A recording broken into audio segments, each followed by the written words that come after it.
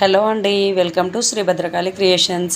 ఇంతకుముందు వీడియోలో ఒక లైన్ గీసుకున్నాం కదండి, దాని పక్కన 1.5తో ఒక లైన్ గీసుకోండి ఖర్చు కోసం. తర్వాత బ్యాక్ నెక్ కోసం కప్ సైజును చూసుకొని ఒక మార్క్ చేసుకోండి. తర్వాత షోల్డర్ దగ్గర 5.5 దగ్గర ఒక మార్క్ చేసుకోండి. తర్వాత చంక పార్ట్ దగ్గర 6 దగ్గర ఒక మార్క్ చేసుకోండి. తర్వాత చంక లూజ్ ఎంత ఉందో చెక్ చేసుకోండి. 6 దగ్గర ఒక మార్క్ చేసుకొని డబ్బా షేప్లో చంక షేప్ని గీసుకోండి. అక్కడ మూల దగ్గర ఒక 1.5లో ఒక లైన్ గీసుకోండి. తర్వాత ఆర్మ్ హోల్ కరెక్ట్ ఉందా లేదా మీ సైజ్ బ్లౌజ్ దాంతో అని చెక్ చేసుకోండి. తర్వాత వచ్చేసి నెక్ పార్ట్ అండి 2.5 దగ్గర ఒక మార్క్ చేసుకొని స్ట్రైట్గా లైన్ గీసుకోండి. దాన్ని డబ్బా షేప్ లాగా కన్వర్ట్ చేసుకోండి. తర్వాత రౌండ్ షేప్ గీసుకోండి.